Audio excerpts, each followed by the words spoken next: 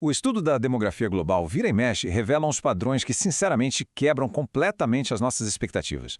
Hoje, a nossa análise foca numa configuração estatística super específica, baseada nos estudos de Patrick Johnstone e no World Christian Database. É um cenário simplesmente fascinante, chamado nas fontes originais de O Desafio do Mundo Budista. E olha, esses números não contam só a história de milhões de pessoas, não. Eles acabam desenhando um mapa invisível de uma concentração geográfica absurda. A ideia aqui é desvendar rapidinho o que faz a distribuição dessa população específica ser um verdadeiro fenômeno. Vamos nessa?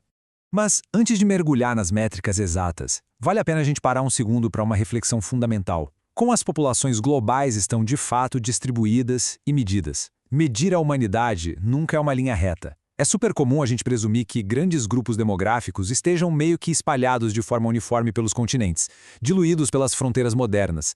Só que a realidade do mapeamento populacional, bem, ela muitas vezes esconde uns bolsões de densidade tão intensos que chegam a distorcer completamente a média global. O mistério que a gente vai desdobrar agora gira justamente em torno de como categorizar uma população que desafia a própria ideia de dispersão.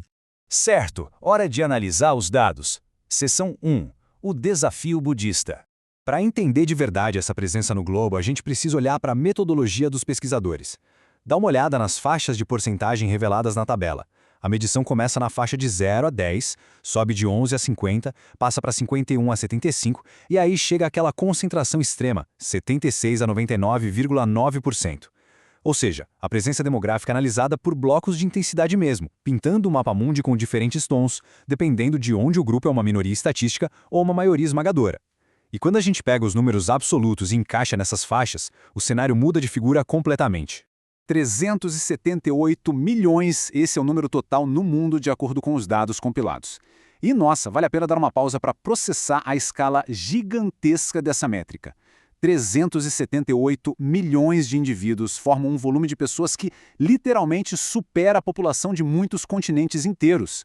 É um número que carrega um peso demográfico imenso. À primeira vista, a intuição natural sugere uma pegada global vasta, espalhada por todos os cantos da Terra. Quando o número ultrapassa a marca de 1/3 de bilhão, a gente logo imagina populações substanciais em cada hemisfério.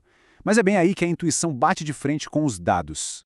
Isso nos leva à segunda parte da nossa análise, a janela 1040. Para quem não tem familiaridade, o termo técnico janela 1040 é usado em estudos demográficos para designar um recorte territorial bem particular do planeta. É a verdadeira área onde ocorre um dos maiores fenômenos de concentração humana já registrados.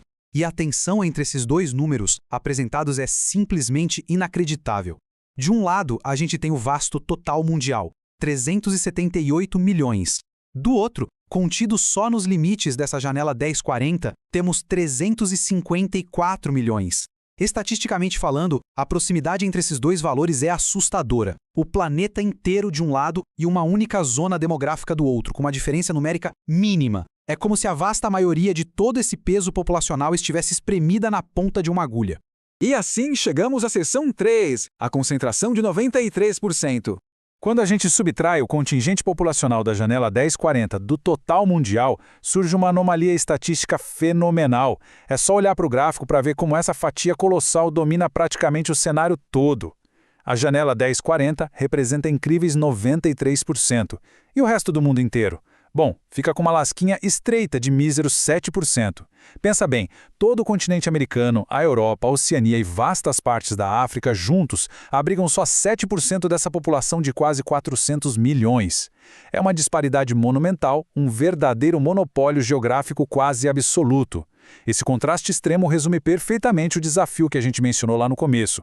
Como lidar com uma força demográfica tão gigantesca ancorada em um único quarteirão do globo? É importante ressaltar que toda essa anomalia estatística não surge do nada. Ela é fundamentada em fontes de pesquisa bem rigorosas.